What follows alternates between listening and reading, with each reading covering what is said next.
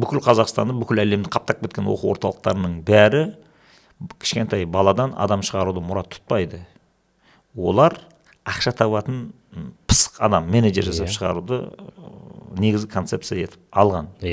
Сондықтан бұл орталық Алқажан білім академиясы деген. Ол сізге мынандай уәде бермейді. Егер мен келіп ақша төлеп балаңды оқытатын болсаң, мен Нишқа түсіріп берем, Биллға түсіріп берем, Гарвардқа түсіріп берем, Оксфордқа түсіріп берем, Берлинге түсіріп берем, Ленинградқа түсіріп берем демейді.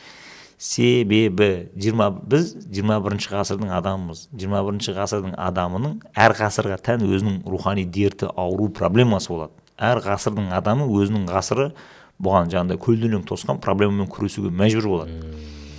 Енді 17-ші ғасырда мысалға характеристика береді ғалымдар. 17-ші ғасыр математика ғасыры, 18-ші ғасыр физика ғасыры, 19-ші ғасыр биология ғасыры, 20-ші ғасыр атом ғасыры, 21-ші ғасыр қуыс кеуде дәуірі деп аталады.